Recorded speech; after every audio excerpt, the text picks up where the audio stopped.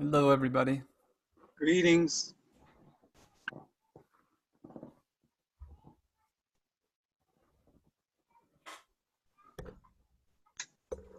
Hello, everybody.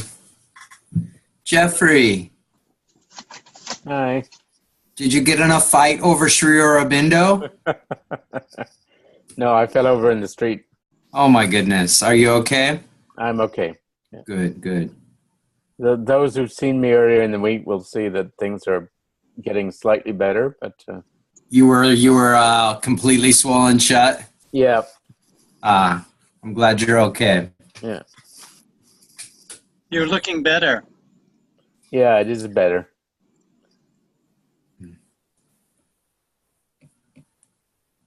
Were there any lingering or kind of after effects? I've had a few small headaches at the back. They're sort of, I mean, they did say if you had persistent headaches to go back and see them, but not really big enough to worry about. But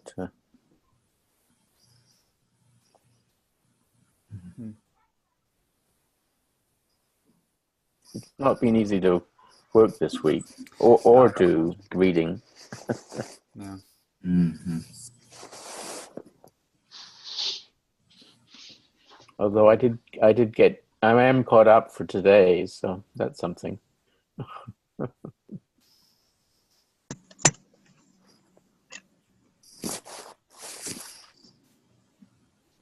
Well, we have a couple minutes. If we're going to give it a couple of minutes for other folks to join us. You were just walking across the street. Was there something that happened? No, I think it was my sandals. I think I tripped with my sandals, and I was just stepping off the sidewalk onto the street, and it was quite a big step. So I think I just tripped at that moment and couldn't recover my balance. One of those stupid little things that sometimes happens in life. Moment of inattention. Mm. It's like, I wonder if the universe happened that way. Mm. Supermind wasn't paying attention. And suddenly. Tripped and fell. Yeah. It's a big trip. Yeah, right. So while we have a couple minutes, just to give another couple of minutes, the chapters that we had scheduled for today, I'll say this for the benefit of anybody watching this, were chapters 10, Knowledge by Identity and Separative Knowledge, 11, The Boundaries of the Ignorance, and 12, The Origin of the Ignorance. So that's at least what we read. We'll see what we discuss. I don't think there's quite nobody volunteered at least to lead the discussion or structure this in a particular way. But if there is interest among anyone here to go in a particular direction after we meditate or before, just let me know.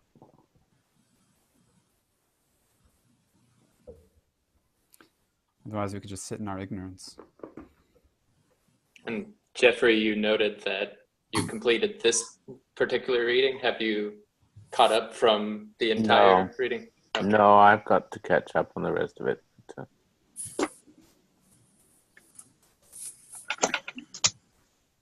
About to say that was quite a leap of reading there. So.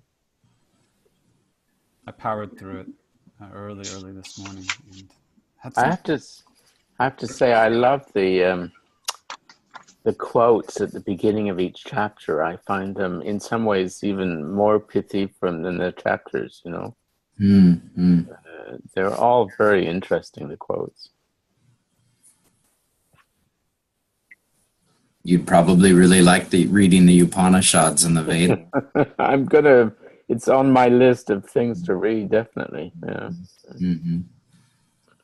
Maybe we could start the meditation with this one reading from chapter 10, which is so I'll read it if you'd like. So you'll read it, and then would you like me to hit the bell? Yeah, and then we'll do the meditation after so. Okay, perfect.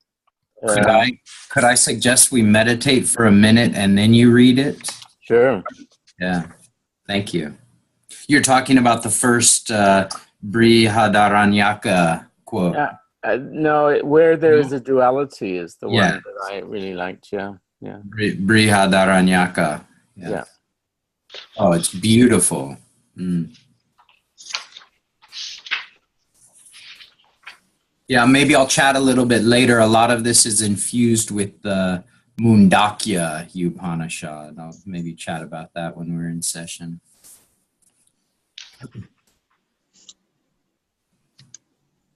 Well, shall we begin? I'll hit the bell, and Jeffrey, you could intuit a minute, and then start, and then we can sit for another 3 or 4 minutes, and then. Yeah, that would be good. Okay.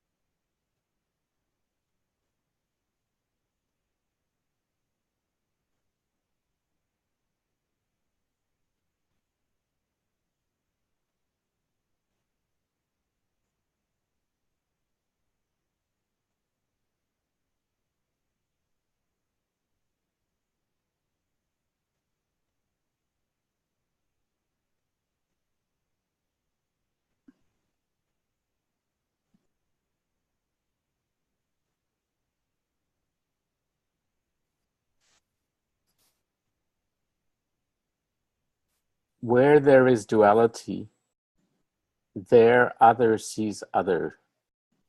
Other hears, touches, thinks of, knows other.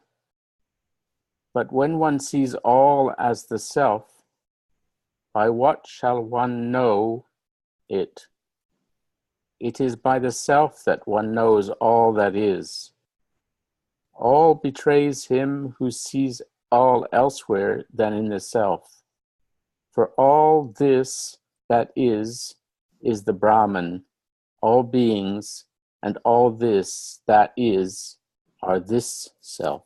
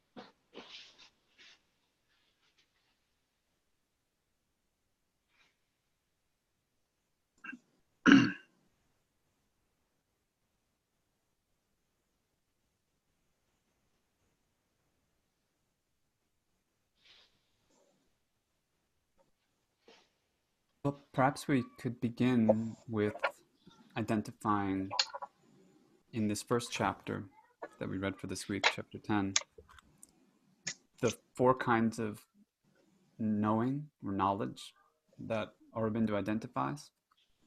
And from there, feel out where we want to go in terms of the exploration. But the chapter is called Knowledge by Identity and Separative Knowledge, so by identity and separative. And there are 4 kinds of knowledge that he names and then explores in this chapter and in the subsequent ones. The first he calls a knowledge by identity. The second, a knowledge by intimate, direct contact. The third, a knowledge by separative, direct contact. And the fourth, a wholly separative knowledge by indirect contact. So it's kind of a grid there of identity, non-identity, contact, direct or indirect contact. And it seems to me the overarching theme of these chapters is to articulate the ways that we know that are not precisely the ignorant ways, which conventionally would be what we meaning modern Western society actually considers knowledge in the sense of sense knowledge or scientific knowledge belonging to the physical realm, the waking state of consciousness. And I read Aurobindo here describing other ways of knowing that have to do with different modes of perception, different kinds of experience, and a contact or an identity with different realms of being. So some of that is what we would call psychic or paranormal type phenomenon. Some of it may come in dreams or in subliminal kinds of perception. And then there's another kind that is, although he doesn't use this word, I might say mystical. So I would like to ask how you, the other participants here, understood these distinctions that he's making here at the outset, and how those speak to or resonate with your own sense of what you know or how you know or how we know.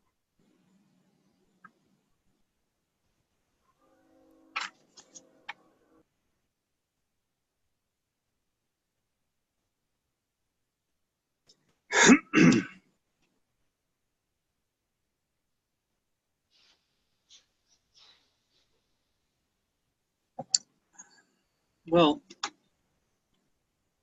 I think there's a lot here that I resonate with for sure. Just seems like on every page, he plays with so many different metaphors. You know, the veil, the sea, the wall. I think he's talking about the sheaths. There's but he repeats over and over again the subtle physical, subtle/physical, which reminds me of that. I can't pronounce his name. He's a mystic, a tantric master in the 13th century. Abhimanyu. Exactly. Thank you. I've read quite a bit about him, but he talks about the hybrid body, which is in between the physical, the subtle, and what he would call the causal. And this hybrid, it's not entirely subtle or physical. It's in the in between. And he believes that, and I believe Aurobindo does as well,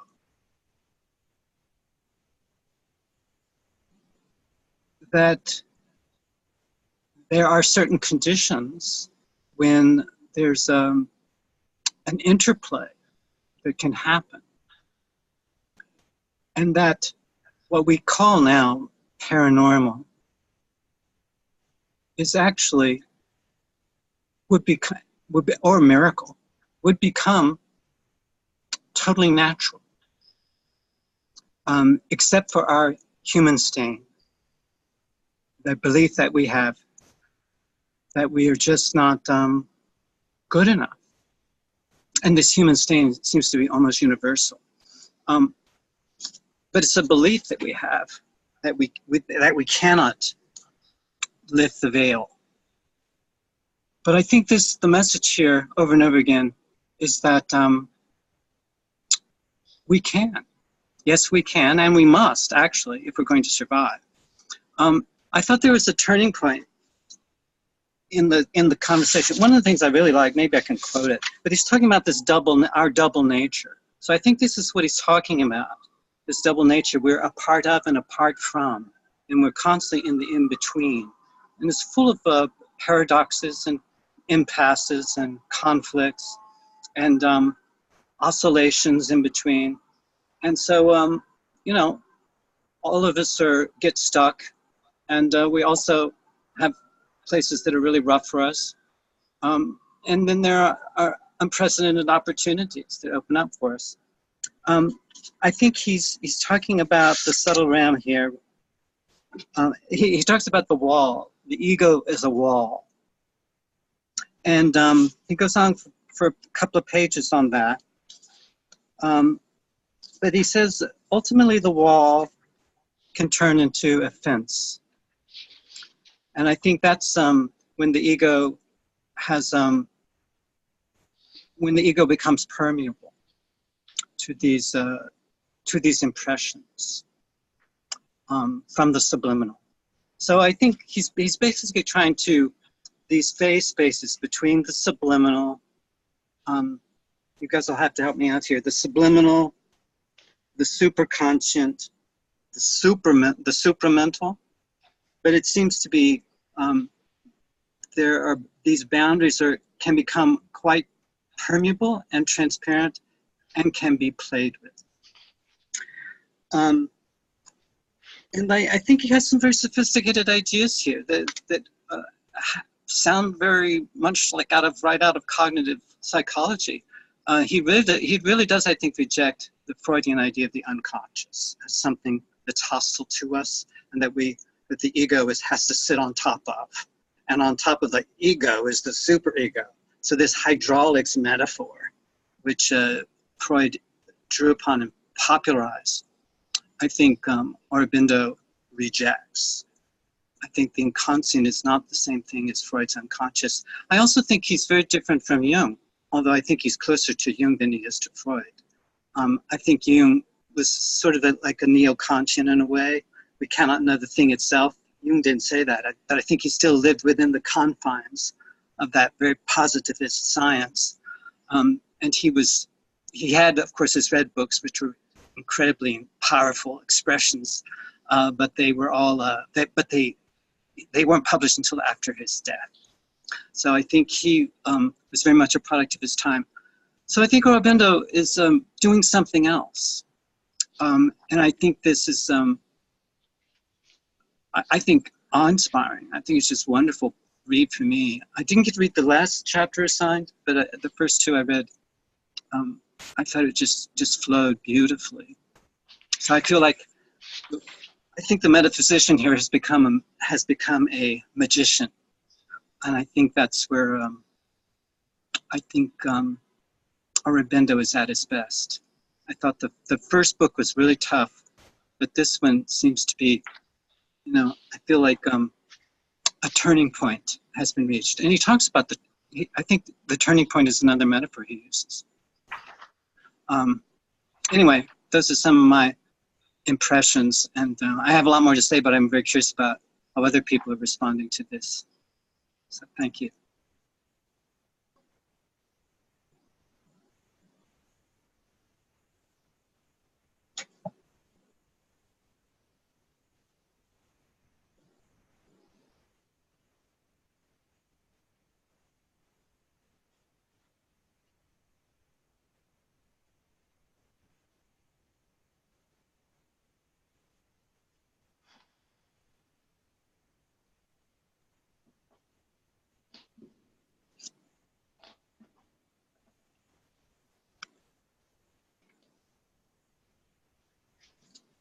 I'll briefly add to what you said, John,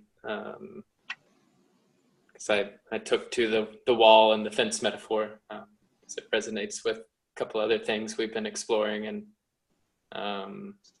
when he mentions the fence, that's when he's starting to describe the subliminal as that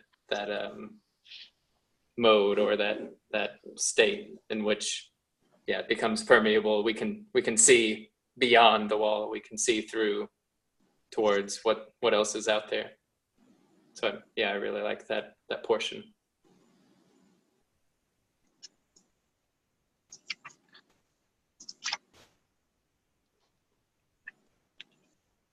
You know, last year I read the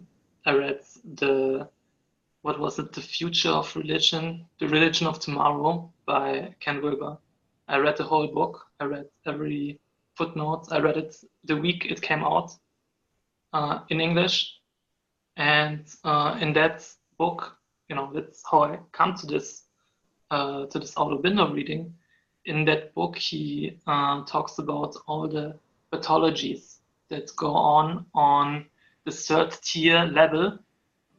And so knowledge by identity, that's basically this very direct perception. And for me, I think there are all kinds of, shadow elements, or like just things in your own psyche that hold you back from seeing directly, from experiencing, like this knowledge, Wissen durch Identität, knowledge by identity. And the reason why people can't perceive clearly, can't experience this, is because throughout their life they somehow get stuck. They have some shadow issues and they pop up all the time, and they can be experienced at this at the higher levels as well. And something like this kind of I think happens for me here. So I think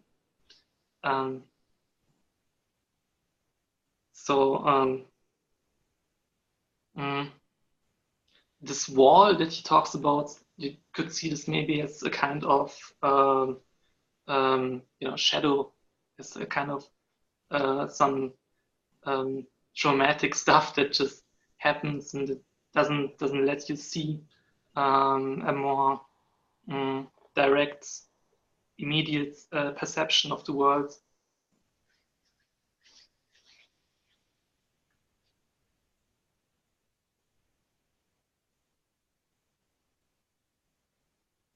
Does anyone have the paragraph marked with the wall and the fence analogy? I thought I marked it. I don't see it. Yeah, I do have it. In my version, it's page 541, the second paragraph. You want we have a different version. For you, Matteo, it's paragraph 19. Thank you. He's Nerd. Yeah, I'll just quote him briefly. The subliminal is separated from the cosmic through a limitation by the subtler sheath of our being, its mental, vital, subtle physical sheaths, just as the surface nature is separated from universal nature by gross physical sheath, the body. But the circumscribing wall around it is more transparent, is indeed less a wall than a fence. The subliminal has become a formation of consciousness which projects itself beyond all these sheaths and forms a circumconscient, an environing part of itself, through which it receives the contacts of the world and can become aware of them and deal with them before they enter. So it seems like I imagine that as we become more versatile, those shadows stop scaring us, and we can develop enough skill that we but the wall, the ego wall, which is, in its earlier formation, perhaps a little paranoid and definitely has a conservative tendency as it locks down neuromuscular locks. But as the vitality and the energy starts flowing through the system, the wall becoming the fence, there's still a boundary, but it isn't a rigid one. I think that's the shift that I believe Aurobindo is trying to capture in this wall to fence transition. So that's very hopeful. So the ego turns into, rather than a wall that blocks and keeps inside and outside separate, becomes a fence. And I think you can have good neighbors. Isn't there a poem by Frost about neighbors and fences? So I believe there's a versatility there that he's pointing to. I believe many of us have observed in our own, when we are at our best, and we're not operating out of that conservative, hunkered down kind of mentality of the ego wall. I don't believe need to annihilate our egos. I think that would be extremely self-destructive, because I think he sees a value in the ego. It's impossible. Yeah. It'd be disastrous and unfortunately there are some people who don't have very well functioning egos, and it's not pretty. So I think that's very encouraging. A turning point also, he uses that, I think this is the turning point. In a previous paragraph, before he makes this wall to fence transition, he talks about a turning point. So I think he's sort of foreshadowing that development.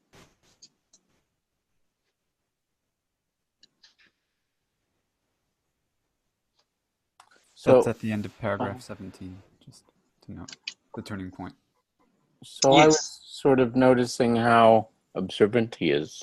I mean, I guess he wrote the whole book while he was in prison, so maybe he had a lot of time to be observant. No, maybe not the whole thing, but anyway, he had some time to think about these things or to observe it, because it's very clear for an observant looking at what's going on inside. It's very clear. I mean, even in the parts which are mainstream, if you like, but of course it's mainstream today, but it wasn't mainstream when he wrote about it. So, in terms of what's going on cognitively and so forth, it was very new at the time. So I just sort of struck by it. The other thing I wanted to say about it, so I'm going to read the poem that I wrote after I fell down in the street that I put up on the site, because I had a bit of an epiphany. I don't know when it happened, but the poem talks a little bit about it. So the poem is called Sunday Afternoon. Crossing the street, a moment of dizziness.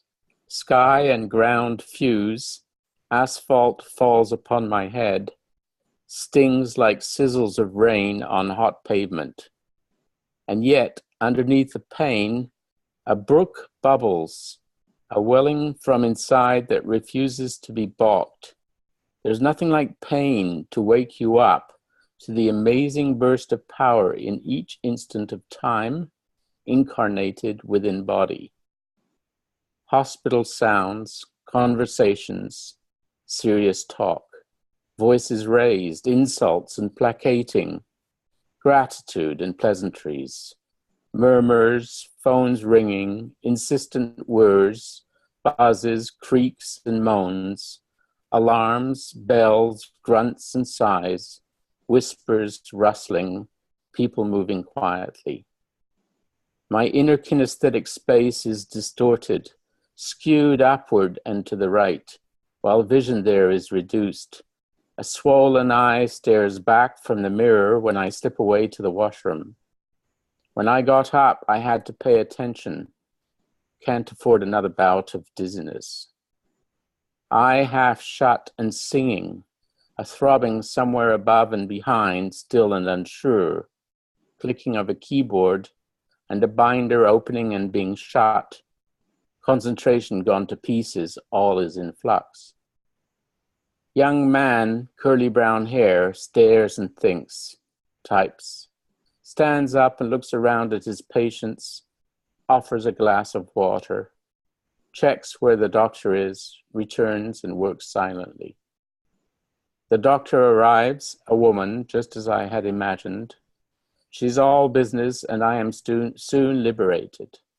Free to go home, no concussion. Phew. Just a lesson. Vulnerability is always just down the street. But the point is about the bubbling underneath the pain. So I don't know when this happened, but sometime in the last few weeks, I developed this, I don't know how to describe it, but this broad feeling of wellness or peace or connection that covers my entire being and sits underneath everything that I do in the day. And I don't know when it happened, but it was there when I fell over. And it is, I think, these, I mean, in a way, it's obviously relevant to what Aurobindo is talking about, because it's the wall that's shifted to the fence inside my being in at least one of these areas, you know? And it's very interesting, you know? It's not, so anyway, I wanted to share that. It was beautiful, Jeffrey. Thank you. And I think many, I mean, and this is not anything original, but a lot of traumas are actually create the conditions for a kind of permeability, I believe. And, you know, there's people are talking about near-death experience and stuff like that. Where definitely the walls break down, something becomes more permeable or transparent. And it's fascinating how when the trauma is over, we return back to the, you know, the confines of where we were before, but there's something a little more, I don't know, a little more curious, a little more open, a little more subtle about our experience, which is what I got from your poem, that after the accident and after you got a good report and you were released from that situation, there's still a sort of heightened sensitivity that may not have been there prior to this accident. And so thank you for sharing that. I don't know if it's related, but I had my first lucid dreaming experience because I've been trying your little practice, John, where I go to bed and I say, oh, well, I need to think about this. And it was just a fragment. It was at the tail end of a dream. And I noticed that I was dreaming. Oh, and wow. then I woke up. So it was very short, but it was the first time I can ever remember doing that. So maybe that's also a wall breaking and coming a fence in a different way, you know? Oh, I think there must, I imagine there's a relationship, for sure, between that brief glimpse into that lucid dream and the lucid waking experience that you've had around this accident and being able to create a beautiful poem out of it. So maybe Aurobindo is having his effect. Let's blame it on Aurobindo. Oh, the other thing I wanted to say about that first thing that I read, the first bit from the, can't remember what you called it, Matthew. Brihadaranyaka. Yeah. It really struck me because we have in our world today so many people who are rejecting the other. I mean, we have these massive movements of people, and everybody wants to put up their arms and say, you guys stay over here, I don't trust you. You know, there's us and there's them, and there's me and there's the other. And that paragraph, that short text, says that you can rethink things where the self is everything. And if the self is everything, there's no place left to put your arms up and say, don't come here, because it's all part of the same self. You know, although I suppose one can have, you know, and the next chapter deals with the fact that there are parts of the self that we don't understand very well. And so one can create a separation within the self between parts of oneself that one considers understood and parts that one doesn't understand. But, and those get projected outwards. But still, there is a kind of a rethinking about the role of the other and the self that I think is directly relevant and useful for the broader context. There's something you said earlier too about Aurobindo and writing this in prison. And correct me if I'm wrong, Matteo, you would know, you're the scholar here, but I think he had those very profound experiences in the prison of these this exploration that and then he wrote over many years this book, did he not? So this is a reflection actually of a process that got started in his prison experience. Did I get any of that right? You got a few facts right. Before his prison experience, he went to see a yogi named Lele, and Lele taught him how to observe thoughts coming from the outside and completely silence his mind. This is before he was arrested for sedition. He was arrested for sedition, I think, in I think he was in prison 1909 to 1910 for 11 or 13 months, somewhere in there. And in that time in prison, Swami Vivekananda, who had already passed away, came to him multiple times and kind of delivered to him what he called the Sapta Chatushtaya that Debashish writes about in his book, The Seven Quartets of Becoming. A very, very structured yoga, but he had already been opened, and he was already having all these yogic experiences. And then the Arya started publication August 15th, 1914. And that was due to the mother, Mira Alfasa, coming to Pondicherry and the collaboration of those two starting, and sort of an adesh, a word to start writing it for the global community. But all of this, I wouldn't call it even reflections. It's he's writing from experience, and I think that that's why the texture is different than most philosophy. But it was a philosophical journal. Here I have these there's 6 volumes of the Arya actually republished in its original form. They're really beautiful. These books are impossible. They're not impossible to get. They're just not in print anymore. But they published 6 volumes of the entire Arya. And it starts off saying the Arya is a review of pure philosophy. The object which has been set before it is twofold. 1, a systematic study of the highest problems of existence. 2, the formation of a vast synthesis of knowledge, harmonizing the diverse religious traditions of humanity, Occidental as well as Oriental. Its method will be that of a realism, at once rational and transcendental, a realism consisting in the unification of intellectual and scientific disciplines with those of intuitive experience. This review will also serve as an organ for the various groups and societies founded on this inspiration. So, I mean, there you have it. It is a philosophical review, although it's just based on raw experience and intuition.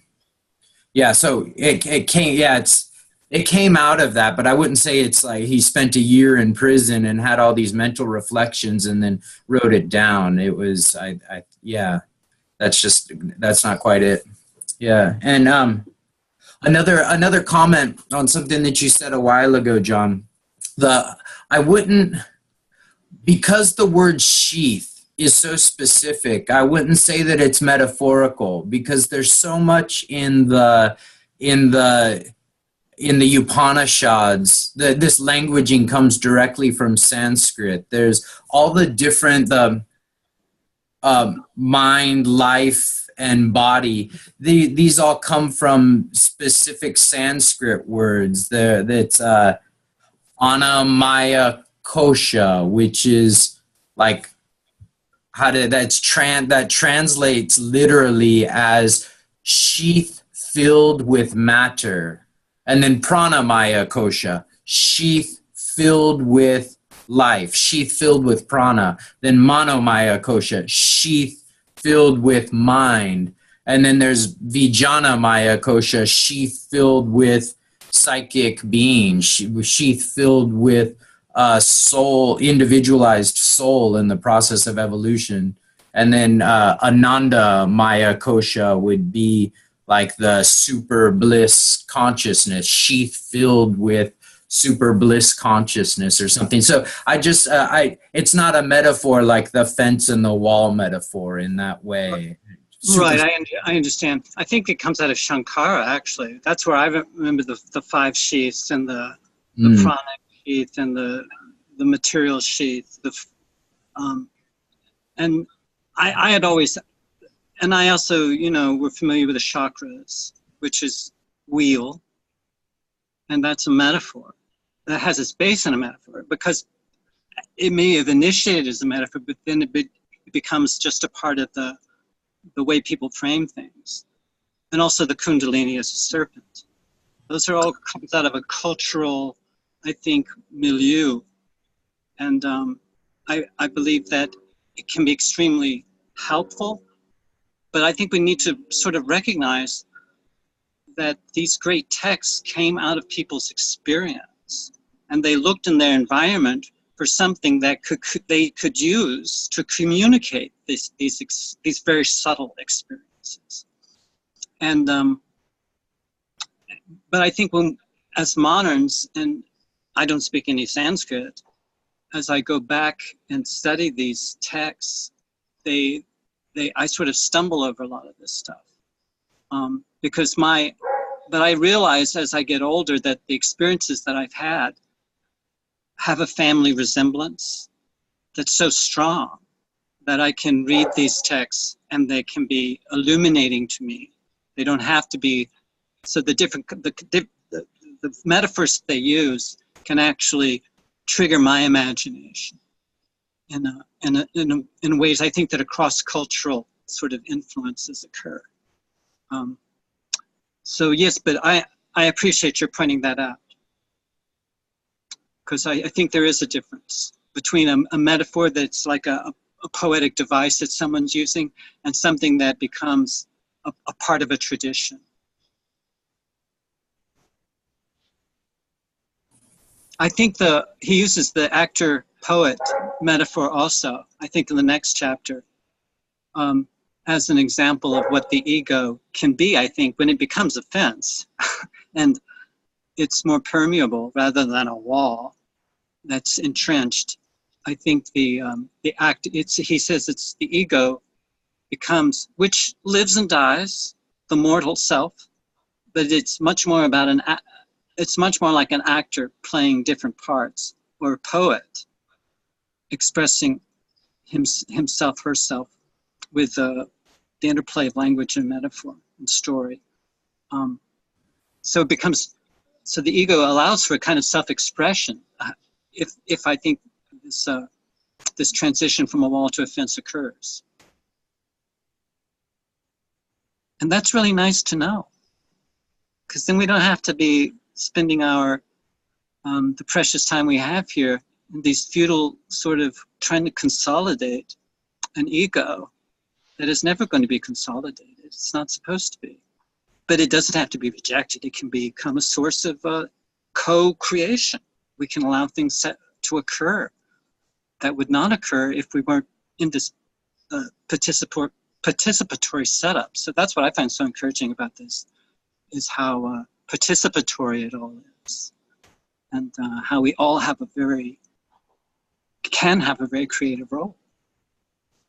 You know, If we don't like that role, we can play another one. You know, you don't have to get fixed in it. I heard a Catholic theologian somewhere making very similar thought experiments like this, so that only the one really survives, and you know, there's just this one thing that basically goes beyond oneself. And you know, like I read this chapter too with the actor and the poets. Yeah, It's what he points out is basically the you know, kind of this divine consciousness that's basically transcendental, and you know, the rest is just comes and goes.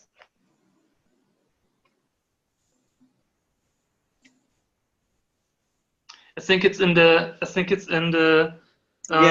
12th chapter. Yeah, I have 562. Yeah.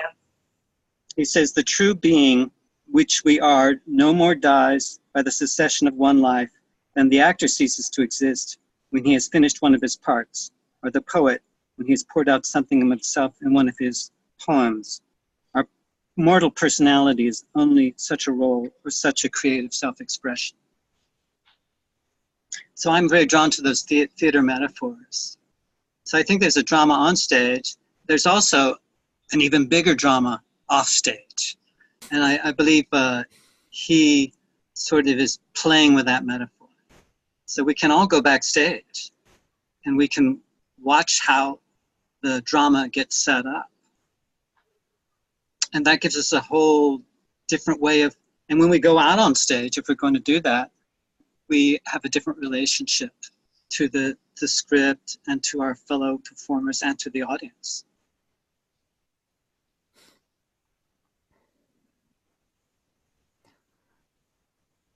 I'd like to reflect back on Jeffrey's poem. I had noticed a couple of things, but before I do, Frederick has joined us. He's in the waiting room, so if there are no objections, I'll let him in. Please. Hi, Frederick.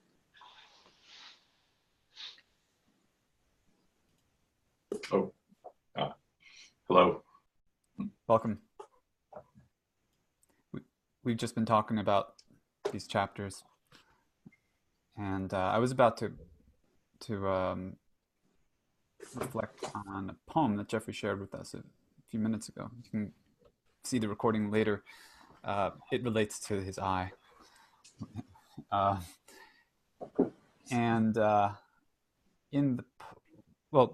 thing I noticed is that the poem names perceptions that you have in the hospital room or in transit, or earlier in the call, I think John quoted a piece around these sheets where Aurobindo introduces a term he calls the circumconscient. So he doesn't talk a lot about the unconscious.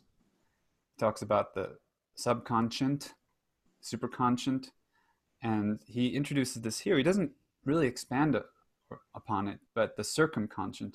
And it reminded me of the work you've been doing, Jeffrey, in field poetics, quantum field poetics, because I think that, and I'll just read the sentence where he mentions this word, the subliminal, he's speaking about the subliminal self or consciousness, has, besides a formation of consciousness which projects itself beyond all sheaths and forms a circumconscient, an environing part of itself through which it receives the contacts of the world and can become aware of them and deal with them before they enter.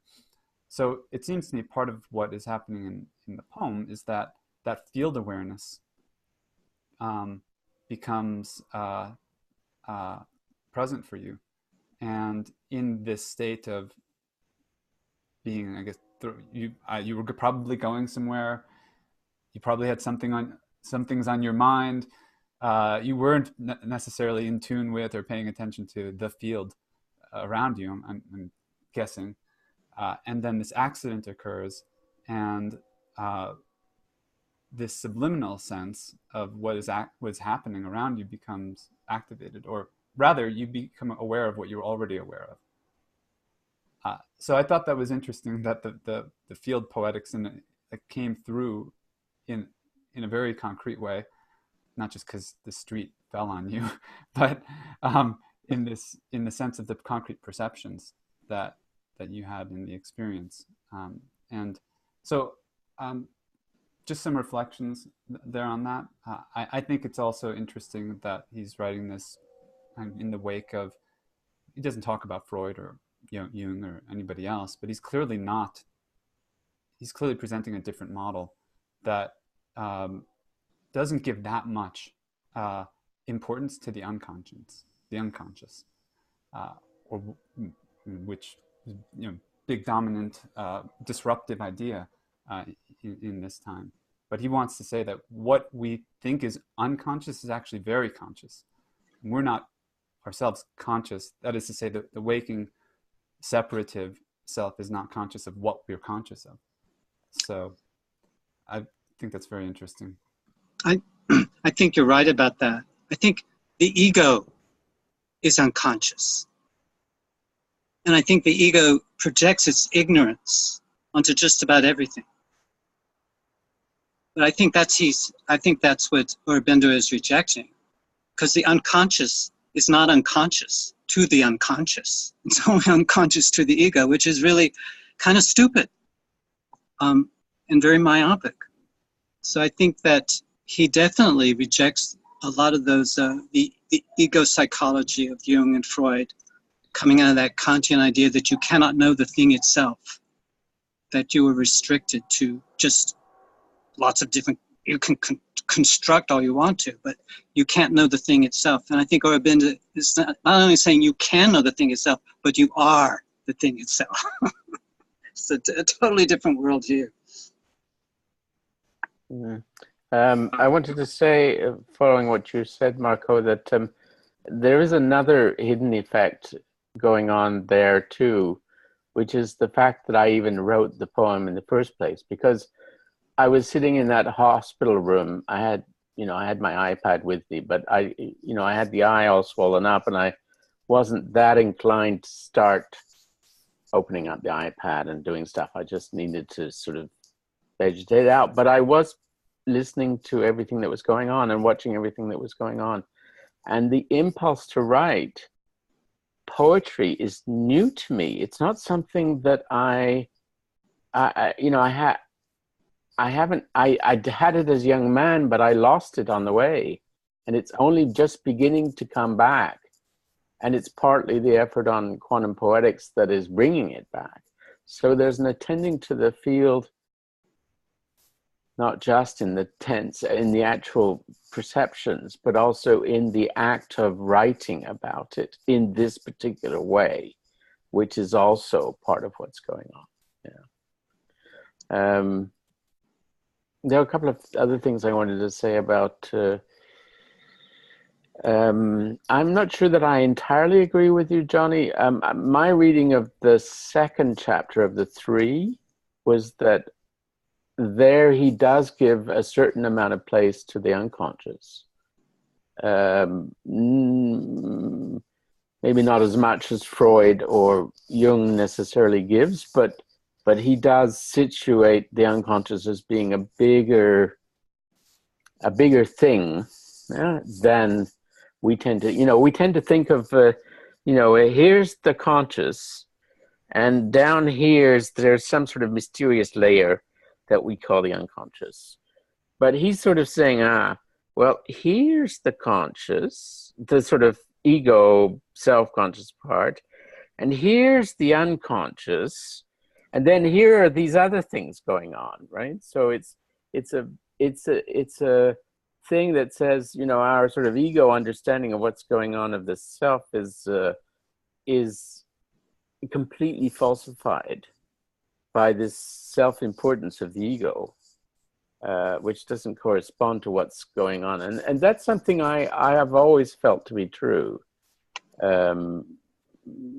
much more, you know, even beyond the sort of other underpinnings. I think in chapter 11, he also goes to talk on about,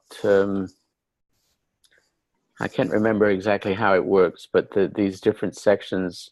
And then he says, oh, but then there's also the supermind, and then there's a sub-mind, and then, you know, we have these different pieces that I think he has 5 or 6 different elements that we need to think about.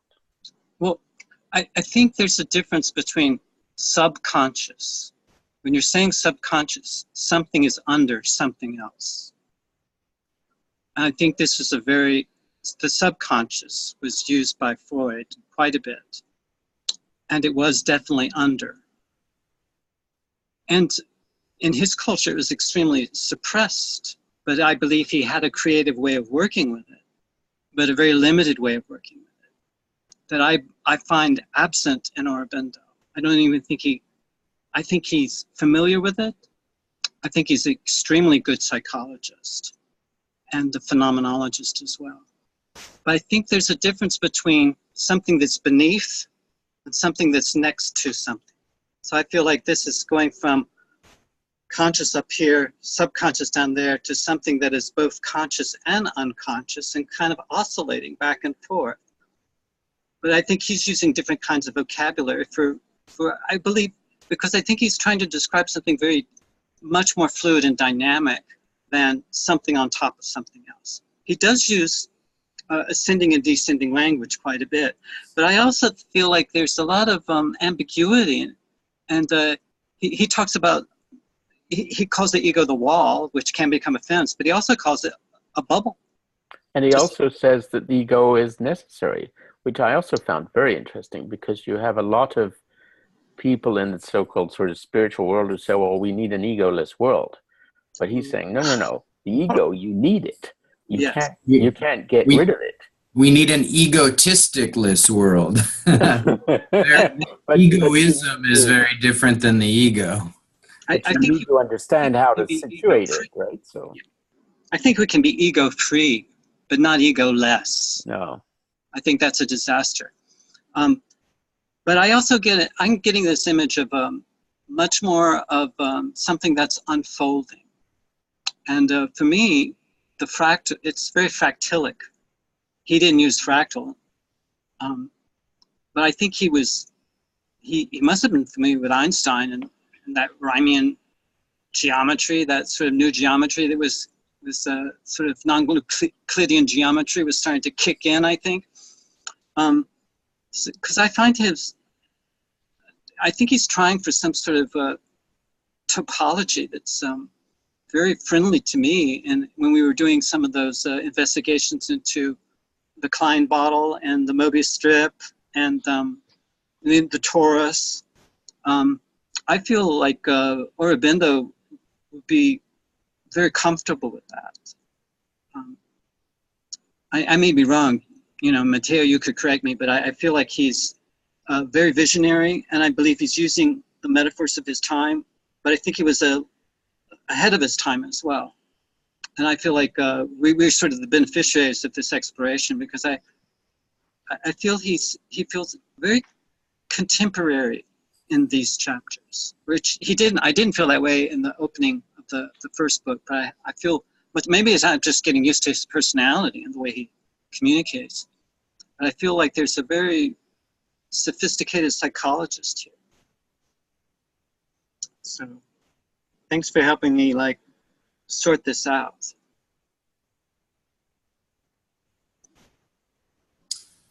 A.S. Dalal compiled, made a beautiful compilation, thank you, of his psychology called The Greater Psychology. Ken Wilber wrote the preface to that book. It's a beautiful book, yeah. think I have that somewhere. I'll have to look that one up. What, Marco, I'm glad that you picked up on the circumconsciousness. He expands this in Essays on the Gita and in Synthesis of Yoga, but no, it's not, I don't think it's expanded anywhere in The Life Divine. And he also calls it a synonym for it is environmental consciousness. I think he called it that in Essays on the Gita and called it circumconscient in Synthesis of Yoga, but there may be like a half a chapter on it and more developed. That's very interesting. Mm. One other point he makes, which I think is interesting and worth exploring perhaps, is that it's a critique of a conventional conception of consciousness, which is based on mental experience. And I think that this is related to the difference between the unconscious and not the subconscious, he calls it the subconscient. And, he knew English very, very well. So May I? Please. The difference between the conscient and the conscious is a Sanskrit word, loka, world. So the subconscient and the inconscient are the worlds. The subconscious is an individual's consciousness that's below the detection of being conscious. So and John was right too in what he was talking about. But that's the difference between the IENT and the OUS. Does that make sense? Yeah. World. Okay. And so it is kind of fractal then. Oh my goodness, it's so completely. It's like triangles. And multiple worlds. Yeah, many different worlds. Yeah, and they're all layered on themselves. It's really like, and he recognizes it's impossible to do this with language, and that's why the mantra comes in, and he talks about the mantric power and the essence of getting at the spirit behind the words rather than the ratiocination of words. He goes through this a lot. I mean, we have to have rational understanding, but there's a whole lot more depth to the words, and it's impossible ever to fill in reality with fragmented divisions like this. Marco, you're right. I think these are the mental structure. He's very aware of how the mental structure projects itself. The mental projects itself on everything. And there's a quotation. I'm going to try to find it, but that supports exactly what you were saying. Well, I'm in chapter 11, paragraph 6. I've taken Matteo to numbering my paragraphs. And I'll start in the middle. We are aware of a vitality working in this bodily form and structure, as in the plant or lower animal, a vital existence, which is also for the most part subconscious to us, for we only observe some of its movements and reactions.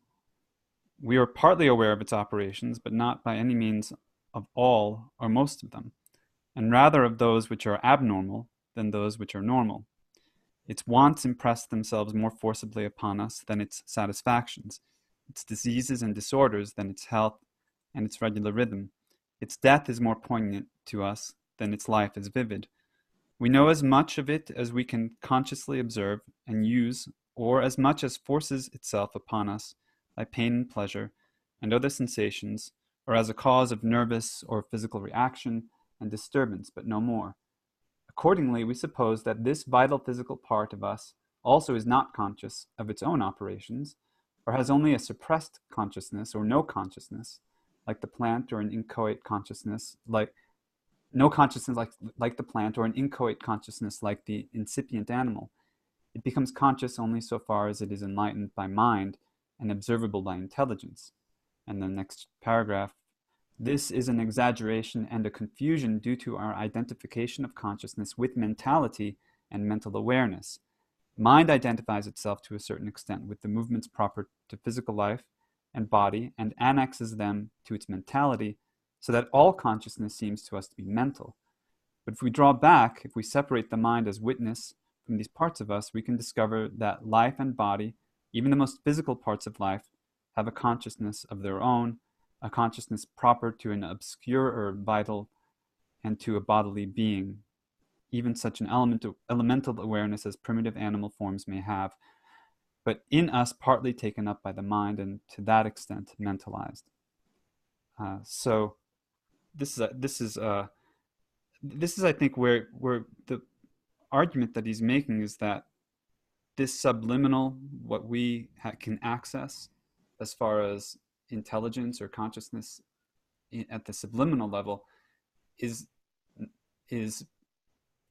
vast and is he's saying it's orderly in a certain way. I think that it's not just a chaotic kind of clashing of forces or energies, but there's an intelligence there that for the most part we're not paying attention to because we're in our mental awareness. And I think the subliminal is interesting. As I was reading this, I read it early in the morning when it's very quiet, so there's not traffic, there are not a lot of other things going on around me, and I noticed that to the extent that my mind quiets and the reading kind of takes on a sort of shimmering flow to it, that I begin to notice everything going on around me, like the littlest sounds, the crickets chirping, the breeze rustling, very subtle perceptions that they're normal. There's nothing abnormal about them. I'm not like seeing aliens or anything like that. It's not. Perhaps I would if I were to sit long enough. But that what was occurring to me reading this is that that's always there, and that there's some part of me that's always aware of it. And that is the really baffling thing, is that one can become aware of one's awareness, but one doesn't have to generate that awareness. It's already happening at that level, at the subliminal. But because we become concentrated in our mental activities and goals and behaviors, we don't notice what we notice. And that's one of the things about poetry. This was Ginsberg, or maybe it was Ginsberg, one of the other beats, but the writing prompt was notice what you notice. And that's where the poem comes from. So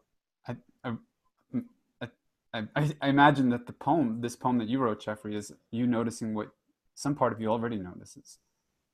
But you had to get knocked on the face for you to notice you're noticing, unfortunately. I did just a quick check online. Although Freud had published his papers in 1899 and 1905, the Freudian school didn't really take hold until the 1920s, and the Jungian school came after that. So this book predates the emergence of those two psychological schools. I mean, the thinking was already in the literature to some extent, and perhaps he was aware of it, I don't know, but this was pre the Freudian school and pre the Jungian school in terms of the text. You know, there are different editions of the book. He changed it, I think, 6 times or so. And there's, I have the 6th edition, and he added chapters to this book later on.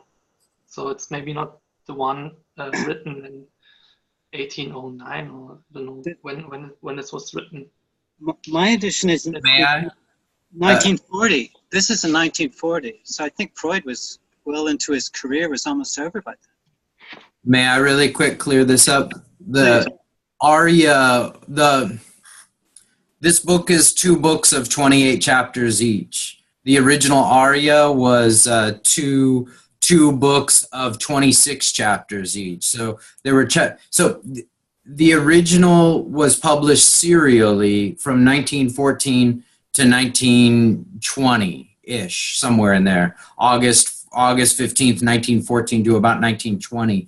When it was published in book form, it was World War II was just beginning. It was the late 1930s, and he heavily revised the first book, I think, in 1936, and it came out, and then book 2 that we're reading now was also heavily revised. Sometimes I get kind of nerdy and compare it to the original Arya publications and start marking out passages like I kind of did last week with Marco. I'm like, oh, this sentence was added. I have some of them marked out like that. It's really interesting to look at the different editions. But then other than that, once the first editions of the once book 1 was published, first edition, and then book 2 was published, first edition, there were no other revisions made. So if I'm reading first edition, which I actually have a hardbound first edition, it's exactly the same as this here that's like whatever published in 2005, exactly the same. There's no, the archivist didn't go back and make any changes to this one. Not the same for Savitri, but that's another story. Didn't he add the chapter on the triple transformation later on? In 1940 or so. Yes. Yeah. So it was, yeah, and he was very well. He talked a lot about Freud. Freud is probably mentioned in the complete works of Sri Aurobindo at least 5 or 6 times. He is very aware of Freud's thinking and the schools that came out of that. But also the notion of the unconscious predates Freud, and it plays a role in German idealism. It was important to the Romantics, and I'm sure he knew all about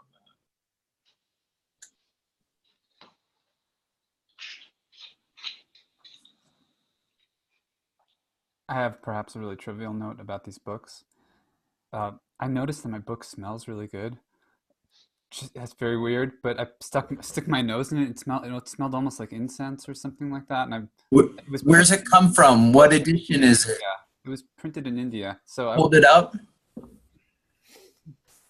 Yeah. I have that one too.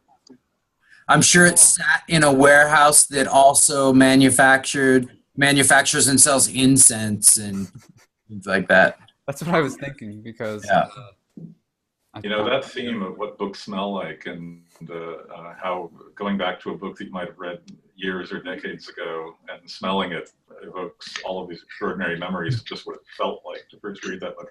So there's an essay in that, or maybe a poem or something that really needs to be written. I think Doug posted something on the forum on Edgar Casey, and I think it was it written by someone here? I think it was written by someone that we know. Wasn't it Doug?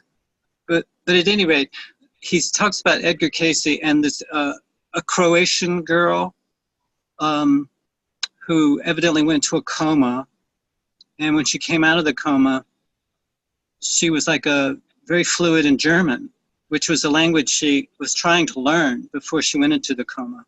So she was a very crude speaker of German before the coma. After the coma, she was fluent, and she didn't want to speak Croatian. She only wanted to speak German. And Edgar Casey, of course, he was a great psychic, but he tended to take naps all the time. And he had no memory at all. Evidently, he downloaded information in a sort of sleep trance state, which he was never aware of. People would record what he said. So he was in a very dissociated state.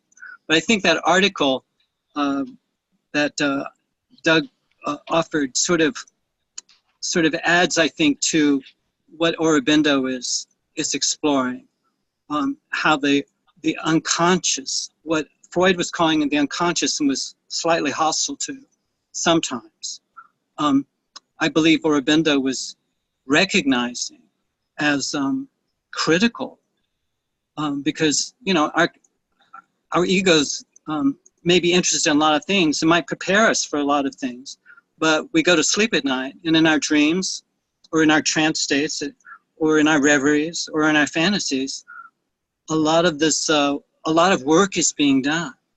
So I think this process, so when we wake up or we have those eureka moments, a lot of work is being done outside of our ego's awareness. But that doesn't mean it's just coming out of nowhere. or that the work we do in our waking state isn't influential, because I think all of that's being used. So I'm very curious about the relationship between the field that has been mentioned by Marco and by Jeffrey, has been developing this, and poetry, and the superconscient. You know, how we may be updating Aurobindo as we participate on this reading. Because he feels to me very, what I'm thinking of is like Hubert Dreyfus, his model, his expert model, how we go from novice, actually we go from a beginner, we know nothing, we go to a novice, then we become efficient, then we become proficient, and then we become experts. And when we're an expert, we can make all the mistakes we want to and still be an expert. Actually, it's creative when experts make mistakes, but a beginner, it's not creative at all if a beginner makes mistakes, because he doesn't know how it works. So I think that capacity to remember and forget, and then remember more, and then forget a little bit or partially, and then you become very adept and you become very skilled. You can forget a lot of stuff and experiment at the level of the expert. Yeah. And I think this is something going on with Aurobindo as well. As we evolve, we get more and more complex and more transparent to our own behavior. And we're less driven, I think, by those, you know, those beginning, being overwhelmed or disturbed by our ignorance. We can actually use all of that in a creative way as we become more masterful. So anyway, that's my 2 cents. Thanks. If one is a bad actor, you're going to be stuck in your mind, memorizing your lines, saying, "Oh, I've got to get this right," or "I've worked on this all night," and you're going to be there behind that wall. There's no permeation. There's whatever's going on up there. And like you're saying, once you get a little bit better, you've had more experience, you're not so nervous once you're up on stage. You're able to begin to step away from your mental book, like Marco was mentioning, going out and reading. And if you're a nerd and you're stuck in the book, you're going to see the words on the page. But if you're able to, you'll hear those sounds even while you're reading. And you'll take that in at the same time that you're dictating or reading your lines, and then the wall slowly becomes a fence. We slowly see the permeations all around us, to the point where, like you're saying, you can forget that you're even an actor, to a certain point, to where the lines don't matter, to where it just comes out in a flowing way. And even with that, and something I've been trying to, which I haven't worked on dreams all too much just yet, but I've watched videos, and I think it was Stephen LaBerge mentioned that, well, we focus, we have these peripheral things going on around us, but so if you're the actor, you're not going to notice the audience at all. But once you remember, oh, there's an audience, then you might connect with one person and see their specific hairdo or eye color or whatever. And there's so much going on. And I think he was using this similar metaphor, kind of stating that in our dreams or dream state or even a waking state, we're not aware of all these various dynamics going on around us. And yeah.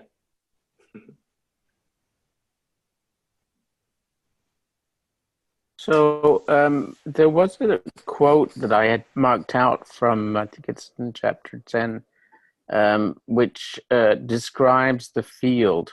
I made a note to myself that this is a wonderful description of field. So there is a constant mental, vital, subtle, physical interchange going on between all who meet or live together, of which they are themselves unaware, except insofar far has its impacts and interpenetrations touched them as sensible results of speech and action and outer contact? It seems to me that's a very good description of the field effect in the sort of collective social sense that we've been talking about in our other conversations.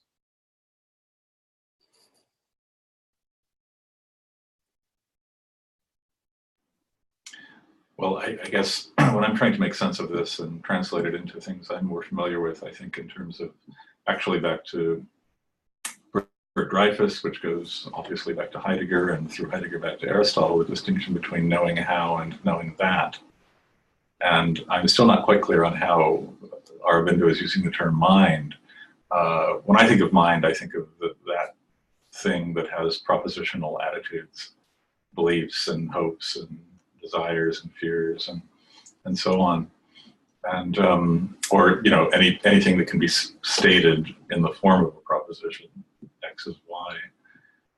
But of course that doesn't capture what you were talking about, the idea of expertise, know-how, just knowing how to do something. And I think, you know, one point is just, you know, it's not that knowing that versus knowing how is, you know, inferior or superior or less, you know, less in touch with reality. It's just that there are two different ways of interacting with the world that are differently useful or differently important or that matter differently. Part of Dreyfus's point is that it's really important to think about your beliefs about things when something is going wrong, when something isn't working. Then you can take some distance from it and represent it to yourself and form some beliefs about it so that you can maybe figure out how to solve the problem. But there are other ways to solve problems. You know, experts don't solve all of their problems by representing the problem to themselves. Sometimes they just rely on their intuition, or they mess around, or, you know, what have you. So part of it is just knowing, I think, which context you're looking at. The mind is going to be, or maybe this is what the ego is too, I'm not sure. You know, the mind is going to, it ought to come to the fore, you know, in contexts where that's what's necessary. And it ought to recede when it's not necessary or appropriate. But of course, it doesn't do that. It wants to be there all the time.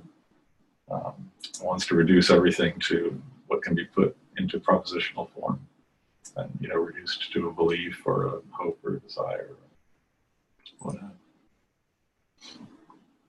I don't know if this is really getting at anything that you're finding in Aurobindo, but that's just sort of the way I translate it into. So, Frederick, don't you think that there's this tendency in Western thought in the 20th century to reduce everything to language? And don't you think that this is kind of, you know, obviously limited? I mean, there are people who talk about kind of a iconic gestures. So like we can talk with pictures and with, you know, bodily movements, and there's you know, just a lot more going on than just words all the time, you know.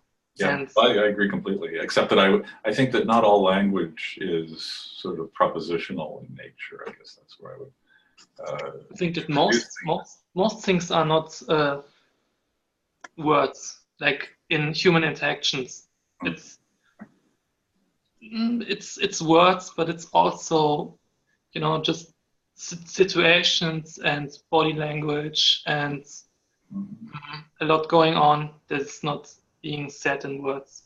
Oh, I agree completely. It's just that I would just say to reduce things to language doesn't quite capture the problem, because you know, Shakespeare is language, but that's also communicating things other than just claims about what is the case or what isn't the case.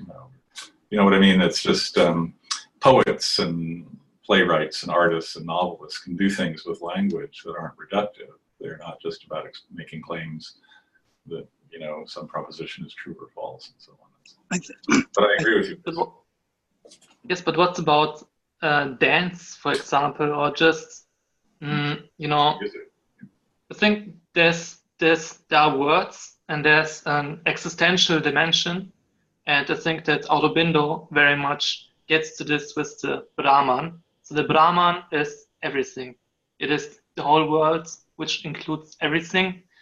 And I don't think that the minds or, you know, whatever representations in terms of words and language, you know, they don't get to this. They're relative. And, you know, just the existence of the body and the bodily movement, you know, this is not captured, you know, this is not captured by words and language and, you know, things that are just there. Like, you know, a dancer or, you know, people just moving their bodies. You know, this is not, you can't get to this with words, you know. There's just something that, you know, that it's just missing in you know, in the world of thoughts, let's say, that doesn't capture this. And this kind of, I don't know, this for me at least, you know, this kind of you know, I don't know, I feel it's kind of strange that people don't notice that there's something that's kind of lost. It is strange. I agree that people don't notice it. It seems to be pretty obvious that words, in the sense in which I think you're using it, they're abstractions. You know, so clearly they don't get at the world and its particularity and its immediacy and so on. Although I think words put together by poets can do that. I think no, you mentioned knowing how and knowing that, and Dreyfus's model, his expert model, came out of his rejection of AI.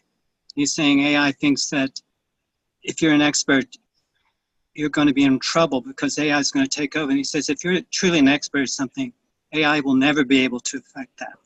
Yeah, because AI, he thinks, only uses propositional language. Yeah, and there's expertise is not algorithmic. Exactly. But I think that you can use language in ways that are very novel and innovative and metaphorical. And this is what and using, you know, simile and all that. And I think we talked a little bit about this, Frederick, on the forum. Yeah. And what you're saying, Tony, I agree, that the body and dance and music, and there's a great deal that's quite nonverbal. And that the verbal mind can use all of that experience and, you know, craft very novel language games. But I just wanted to quote Aurobindo because I think he's talking about this quite a bit in this one little section. I think he's talking about the transphysical. There's the physical senses, see, hear, smell, taste, touch, and then there's the transphysical senses. So I think this is the difference between knowing how and knowing that. And when an expert finds something is working, he or she can step back and create images and can shapeshift and move them around in very novel ways, and then create models and language that reflects those kinds of experiments. But I think he says it really well here. He says, there is indeed an inner sense in the subliminal nature, a subtle sense of vision, hearing, touch, smell, and taste. But these are not confined to the creation of images of things belonging to the physical environment. They can present to the consciousness visual, auditory, tactual, and other images and vibrations of things beyond the restricted range of the physical senses or belonging to other planes or spheres of existence.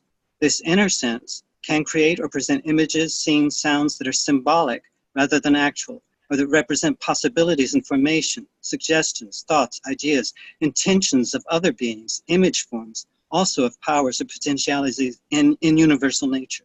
There is nothing that it cannot image or visualize or turn into sensory formations. And he goes on to say, it is the subliminal in reality and not the outer mind that possesses the powers of telepathy, clairvoyance, second sight, and other supernormal faculties, whose occurrence in the surface consciousness is due to openings or rifts in the wall erected by the outer personality's unseen labor of individualization and interpose between itself and the inner domain of our being. So I think he's playing with the physical senses and the trans-physical senses. So we have at least 10. We have the basic physical 5, and then we have those trans-physical, at least see, hear, smell, taste, touch. But I think we also have affective ranges that are so much more intense than anything the outer ego mind can deal with. That's why the ego is very fragile, and it can really blow a fuse, because sometimes these trans-physical senses are so much more intense. And I think this is why poets and actors and writers and musicians hang out in these, attuning to these, affectively to these fields, because it's where they get their best ideas from. But I agree, I think we can use language, and language can emerge out of these direct experiences. But I do agree that there's much more going on than just the auditory digital part of our experience. If that were true, I think AI would take over. You know, there would be nothing for us to do. I don't want to get off topic too much in this AI business, but I do think that, anyway,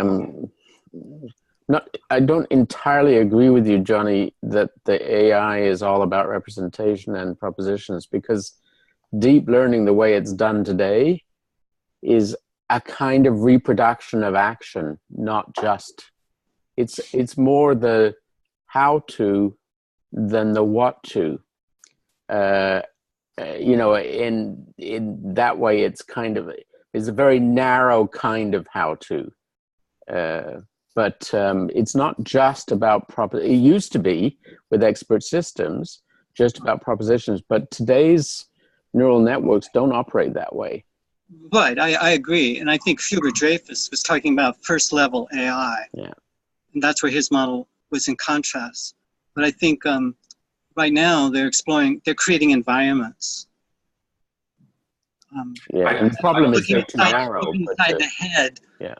They're looking for an environment that the robot or automaton or whatever can model. I just don't think that would satisfy Dreyfus. You know, the second edition, the title of the first book on that was called "What Computers Can't Do," and later he, updated it with a book called "What Computers Still Can't Do." And part of his point is that to be an expert in anything, to act, to behave in this sense that we understand that, requires a being for whom things are meaningful and for whom things matter. And there is no computer there's no machine, as far as we know, that for which things are going to matter or mean anything. I agree entirely. I mean, I agree with that point, but I was sort of speaking against this idea that it's just about the prepositions. I think it's more about that. I think it's more that the computers really don't have a way of dealing with experience and meaning in the way that humans do. Right? I see. Yeah. That's the problem with AI, is they think it's going to replace that. Well, it's not, Yeah, it's very strange. You hear these reports about computers that supposedly play chess, but no computer has ever played chess, right? I mean, I would imagine that to play chess, you have to have an understanding of what it means to play chess. And you have to. It's not enough to just spit out moves that can beat a real chess player. You have to care about chess and think that it means something, and believe that something is at stake. Whether you win or lose, and so on. This is really off topic, so let's stop. But it is remarkable to me how much traction this notion of artificial intelligence has got in the wider world. Could it be considered another trans-physical sense, potentially? Just not necessarily AI. Cyborg enhancement or something, but I love chess more than I ever have, just simply because there's so much out there with chess nowadays. But oh yeah, I mean, considered as a tool that conscious human beings use to enhance their experience. Yeah, it makes a lot of sense. I'm talking about the claim that computers are actually learning, or experiencing or doing things like playing chess. You know, I don't get that. And if it weren't for humans who had studied and played chess, would there be any computers who would be taking up that as a hobby? I doubt it seriously. Yeah. Maybe someday. But it's hard to see.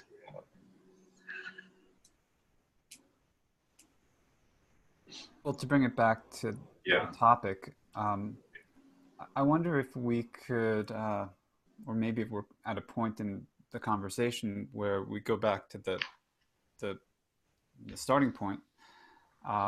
Jeffrey, you read one of the quotes from one of the Upanishads about self and not self, and it should be straightforward, but I think that what Aurobindo describes as knowledge by identity versus knowledge, separative knowledge, has everything to do with whether or not what one has knowledge of is regarded as self.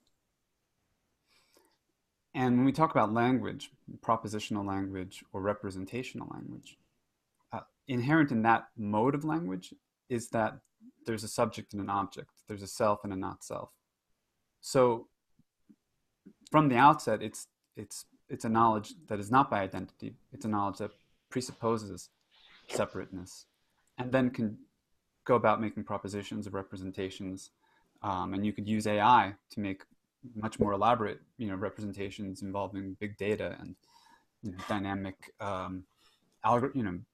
recursive algorithms that are improving the quality of the representations. But there's still representations of something that is regarded as not self. And what Fred and John, Jeffrey, I hear you saying is that there's no self in the computer.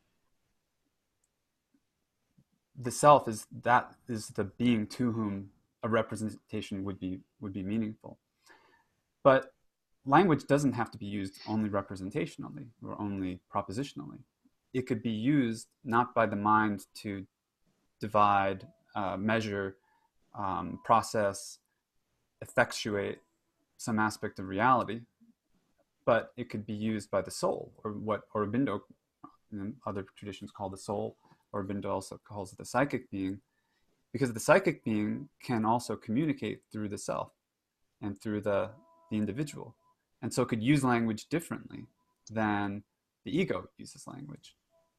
And that would be just a function of choosing words differently, or of what is also communicated with the words, not just the propositional meaning which a computer could parse, process, spit out, some kind of result based on its scripts, but that one could transmit through language something of what it means to be a self. And that's what I think we'll see. I mean, that's what I think computers may never be able to do. Well, I don't want to be absolute about it, but could a computer transmit what it feels like to be alive through an AI-generated poem? I think it's going to get interesting when computers start doing that, because what are we going to be intuiting through those experiences? I think it's going to be very interesting, and maybe even the division between human computer will become more of a fence than a wall. Well, Turing, Alan Turing, and the Turing test. He said the Turing test only works if you presuppose that there's no such thing as telepathy. If there is telepathy, and if it can be proved, the Turing test makes no sense. I think there's plenty of evidence that telepathy is happening. This is a very good book. If there are any skeptics out here, Transcendent Mind by Julia Mossbridge and Emmons Barus. They have it's a really good book. I'm reading it. But I think there's a whole lot of evidence that Turing may not have had access to. And I think all that stuff only works if you leave out a lot that we know. I think this is why we're under so much pressure, because I think the models that we're working with are so, as some of them are extremely sophisticated, and I love them, but I think that they leave out a lot of the anomalies that are perplex many of us, and I believe Aurobindo is paying elaborate attention on these anomalies. You know, the Turing test itself gets a lot more respect than it really deserves. The fact that something could fool you into thinking that it's conscious doesn't mean that, I mean, it's easy to imagine that you might be tricked into thinking that something is conscious when it really isn't, because it's able to behave in a way that simulates consciousness. The notion that we have to ascribe consciousness or personhood to anything that appears to be a convincing representation of it, it's just not really a very powerful argument. It's a little puzzling why that test has sort of assumed the importance that it has. In other words, you know, I might be, I might think, you know, I might have every reason to believe, based on the behavior of this other entity out there, that it's conscious, but it still matters to me that it really is conscious. That's you know, it would be a very different experience for me anyway. There'd be a very different value attached to relating to an entity that appeared to me to be conscious and relating to an entity that really was conscious. Those seem to be two pretty dramatically different kinds of propositions, really. And the Turing test is designed to efface all that. That would be a philosophical zombie, right? Yeah, exactly, yeah.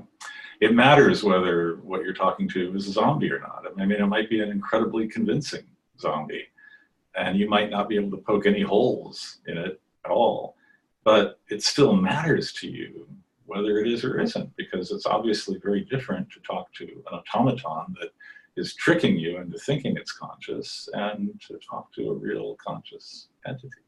Well, I've walked into a hotel lobby, and I've even walked along the street sometimes, and I'll look at a plant, and I'll say, wow, that's so beautiful. I wonder if it's real. And I'll touch it, and I'll no. And I sometimes find out it's plastic. Sometimes it's not. But I think the Turing test is so artificial because you're not touching that person. Yeah. And you're not smelling that person. And you're not really, I understand the Turing test is just working with verbal constructions, just sharing verbal constructs. Yeah, This is a very pseudo-intelligent test, I could call it. Yeah. Because I think we would know right away, come over, honey, sit in my lap, give me a kiss. I think I know right away if this is a conscious being or not. But those the kind of things are just not there in the test. Yeah.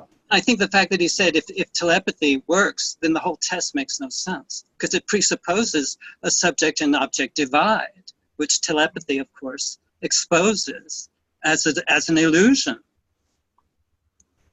You know, there are not virtual, there are artificial intelligence programs that do phone calls. So they call you, and there are people who would take up the phone and they don't recognize that it is an artificial intelligence. So in a sense, you could say that they passed the Turing test. You know, I mean, they didn't know that this is just a robot voice that talks to them, and they do some kind of, I don't know, they set up a meeting to a hairdresser or something like this, and the person calling doesn't know that it's a machine it's called. So in a sense, they passed the Turing test. I can give you the link on YouTube. There are such machines already developed. I know. I talk to them all the time. I try to get a bill paid. I haven't talked to a voice that belong to an institution, a real voice in decades. I mean, there used to be people who picked up the phone and said, "Hello, how are you?" But that's been gone for decades. There are a lot of real life human beings that don't pass the Turing test. Works both ways. There's human beings without enough sensory acuity to figure out most of what's going on around them. But Turing was a mathematician. He wasn't an expert on consciousness or psychology or anything. And Which he admitted, yeah. And he was brilliant. And his real work is with in terms of a lasting contribution, is the Turing machine, not the Turing test. The Turing machine is the idea that you can take any proposition, coming back to Frederick's turn, and turn it into a very simple instruction set that you can run through. So it's a formal understanding of propositions in terms of mathematics. That's brilliant work, but not the Turing test. It's not right. I'm not trying to reduce Turing to the Turing test. I'm just saying that. Yeah. I'm just saying a lot of people have, though. Yeah. That's all they know about Turing is the Turing test. Yeah. I need to transition to my next meeting. Thank you, everybody. I'll see you all next week.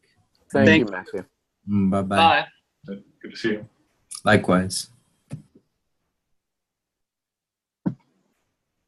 So, but the Turing test it's really limited by the cognicentric bias that Turing built into it.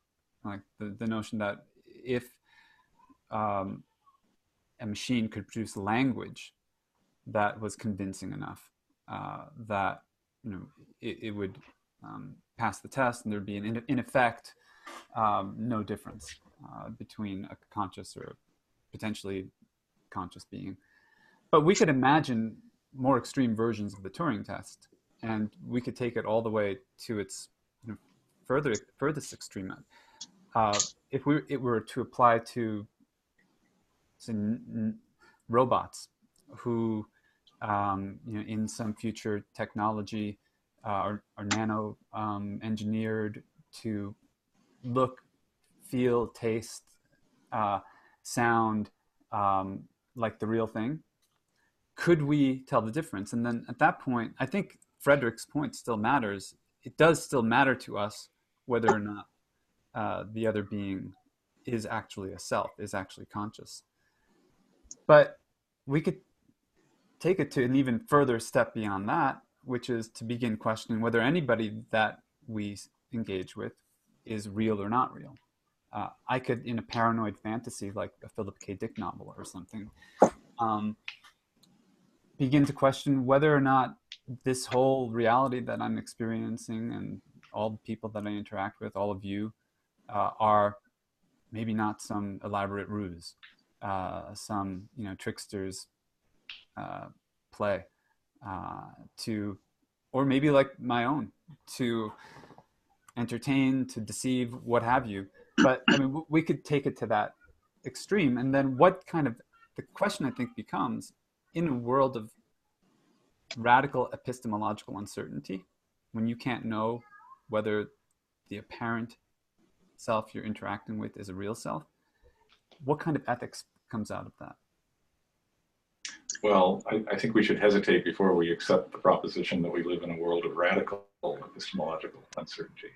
I mean, I think of course, you've described the skeptical problem beautifully, and it is a problem, obviously. And on the other hand, it applies to everything. I mean, maybe this is it doesn't apply just to the question of whether there are other minds. It applies to absolutely everything. And so, in that sense, not being able to be certain about other minds, it's a person who can't be absolutely certain of that is in no worse a position than anybody else with respect to any other problem, right? Because the idea is that we could be radically, dramatically wrong about everything we believe. And, that's just such a fundamental, okay, but to go back to your question, so what sort of ethics comes from this world of radical epistemological uncertainty? So you probably posed that question because you have an answer to it. Well, I don't know if we should jump to that next. I mean, I don't know if because that radical epistemological, I mean, there's something there that is informed by where we draw the boundary between self and non-self. Yeah. So, I mean, I do think that's a relevant question, but I think there's another relevant question, which is, I mean, in a sense, the people who are doing AI, I'm not saying they're right. I mean, we agree that they are wrong in terms of what they think is going to work. But it's still, the idea underneath it is that human beings are physical. They are a physical construction. And therefore, one should, in principle, be able to construct an individual in such a way that they would have the same properties as a human being. Now, you know, the robots and the things that they're producing now probably aren't going to cut it. But that doesn't mean to see that the problem is impossible. And then the question is it possible? And if it's not possible, then why is it not possible? Is it because there's some undefined entity that one might call a soul, you know, that you have to have in order to get the self? And if you can't construct, you know, so it comes back to, this is where the context of Aurobindo still matters, because it's not just perhaps about constructing something.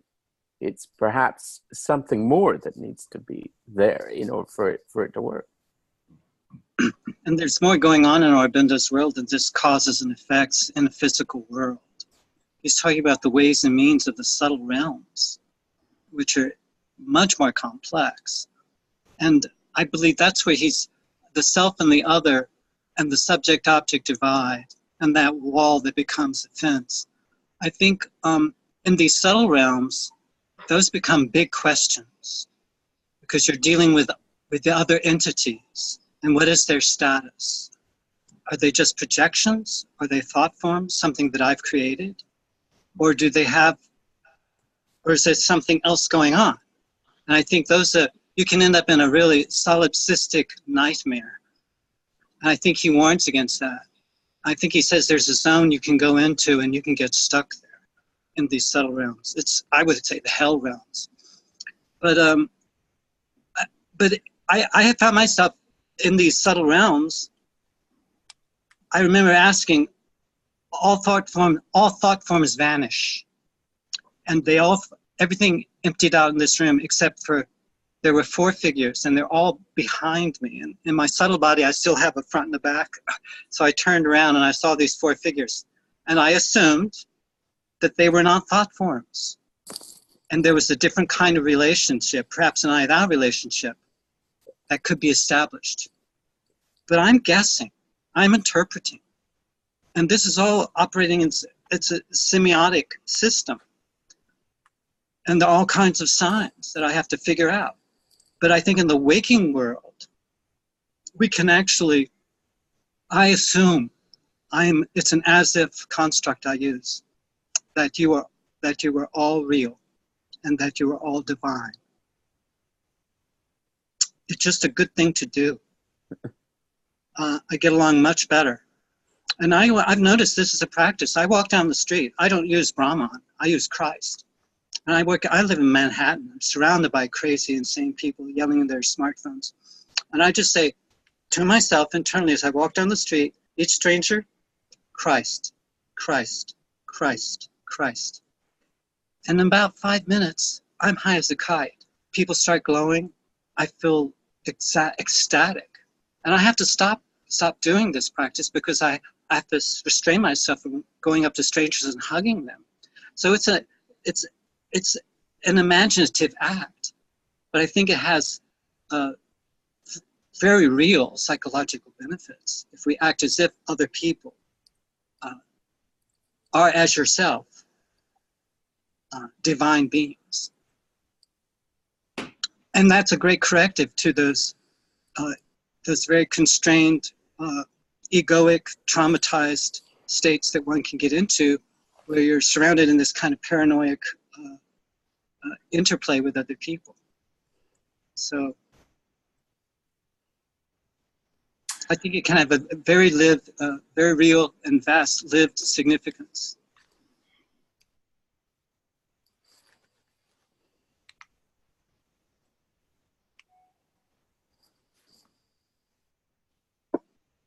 I was But I going don't to want to be note, dogmatic. I was going to note that for me, when thinking about the questions that have been posed, that I can deal with the illusory world.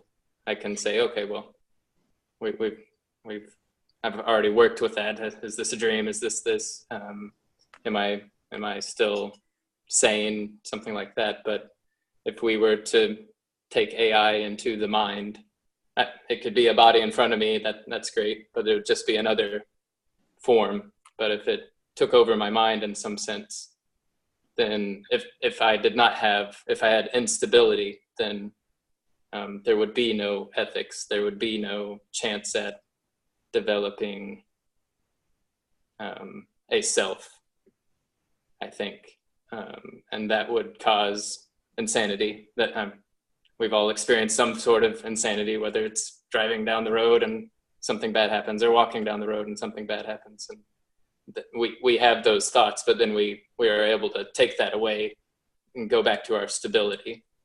But that would be my personal nightmare is, well, if the AI, if they put nanobots in my mind and that said, well, here's a thought, buy this book, or even beyond advertisement, and just went into daily thinking, and I wouldn't be able to know if it was my mind. So either I'd go insane or I just wouldn't know, and I would be controlled by some outside factor, and I wouldn't be able to get to that illusory world, to get past that illusory world, because it would always be there no matter what, based on the mind control. But that's not going to happen anytime soon. I have. Arguably, it's already happening. I mean, Mm-hmm. how many times do people feel like they're being followed around by advertisements online, for example? But how many times do they not notice that they've been followed around by advertisements online? But even that, for me, at least for me personally, I feel like that's the Turing, the simple form of the Turing test. Like, oh, I see what happened there. I did this search, and oh, now there's all these little things popping up on YouTube or something like that. And I buy this toothpaste or something. But yeah, if it goes beyond that point, where then I would be inclined to say, sorry guys, these have been some great conversations, but I think I'm not going on the computer for a while, and I'll stay with my stable world and my stable mind. But anyways, that's all I want to say about that. I didn't want to get too dark. I mean, no, I think it's one of the dystopian features of our world right now is that most people are not unplugging and resting or in their subliminal self. So if you're not in your subliminal self, where you would be aware of the influences that are being exerted on you, because there's this kind of AI, this automation, this mass automation, all these big technology companies, in effect, are the AI. Like, they're the engines. That this is what they're about. But it's really automation. I mean, at bottom, the Turing, the complete, like, if I understand the computer science, it means that you can have a script, a set of instructions that terminate. So a Turing complete machine is simply one in which one step could lead to the next, and then terminate at some kind of conclusion. But humans are the ones who own those machines and who are put them to use for their own ends. So all the technology companies are essentially running these scripts that are self-optimizing for making a lot of money. And billions of people, the majority of humanity is plugged into that and has their cognition, their attention, their emotional lives, their social lives, their political existences processed through that script. So I think that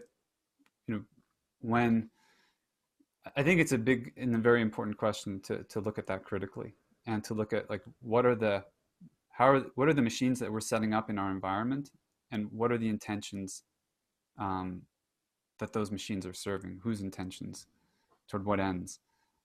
And if they're not our ends, if they're not ends that we would agree to, that we would want, that we would envision, desire, then we have to change. We have to revolt, basically, and reconstitute our environment. That's a big. But Aurobindo says in that quotation earlier, he says you can deal with them before they enter. You don't have to let them in. You're just giving away your power, that's all. And there are all kinds of techniques for dealing with intrusion. In shamanic traditions, there's tons of techniques to prevent intrusion. I think they're going to be probably new kinds of paranormal experiences because of our interaction with the internet. And I think Banerjee has written about this too, that if you use it enough, you're going to contact the shadow of the technology. But I think we gave away too much power and think we have these robots are going to take over. This is our fantasy. You know, we can make it come true if enough of us give away our power to it. But we're much vaster than this stuff, this artificial intelligence stuff. But I do think we do need to take care of our own psychic hygiene, though.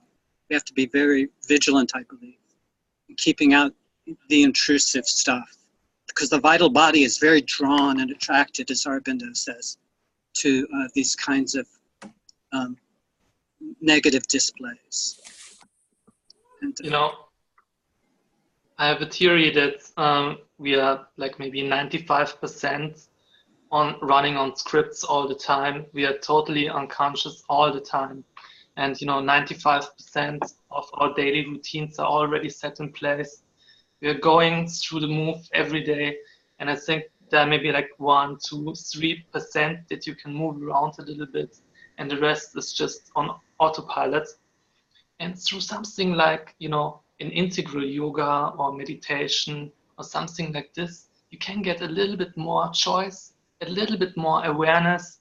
So it's maybe not 3%, but maybe 5% that you can move things a little bit around to get a little bit more awareness of your, you know, inner life.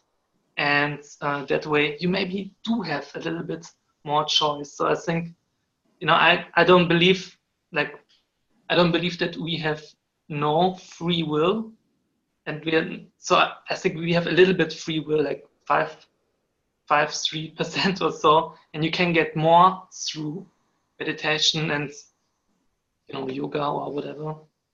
And but the rest of our own, you know, self system is actually almost like a machine, you know. But the difference between, I mean, ourselves and, you know, the real machines is that we have like 2 billion years of biological evolution running through us. And we are like, you know, some people would bring up this metaphor of hormones, right? So we are like parts and wholes stacked on top of each other, like in 2 billion years. And it's a very different type of process that happened with the human body, you know. And there's just this awareness stacked on top of each other, and this purusha or consciousness like watching out of it. And you don't get this with machines. So there will be like something that of a different category, and whatever their consciousness is just like, you know, something of a, you know, totally alien nature. You know, hasn't been there before, probably. Nicely said. I was thinking earlier that maybe it's time to go back and view Fritz Lang's Metropolis. Since that's where we seem to be stuck. Always time to view Fritz Lang. Let's do it. You know, Edward, in what was it like? Like how do you call this, dreaming, conscious dreaming? How do you call it? Lucid dreaming. Lucid dreaming. There's a technique that you can do while lucid dreaming. I only done it once. So if you're dreaming and you know that you're dreaming, you can just spin around in a circle. You spin around in a circle, so you move in a circle, and that way you don't wake up. That's right. You're stabilizing your vestibular system, your inner ear. I don't know how that works, but you don't wake up and you know that you're dreaming. Yeah, it works. I've used it quite a bit. You can stay in a lucid state for a very long time. And that's a very good technique. I'm gonna go, guys. My eye is hurting, so. Yeah. Feel better. Feel better. Good night, Jeffrey. Right.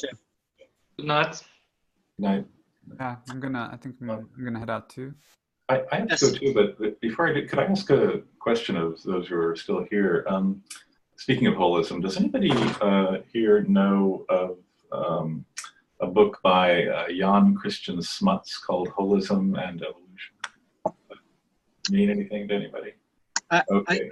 I saw a movie about him once, maybe a documentary, but I never read that book. Okay. I'm familiar with him. Yeah. I haven't read it either yet, but I came across him because I was in South Africa for a couple of weeks and just looking into South African history, and he seems to have been an extraordinary kind of Renaissance man. He seemed to be good at everything, knowing how and knowing that. And he has what looks like a really tremendously interesting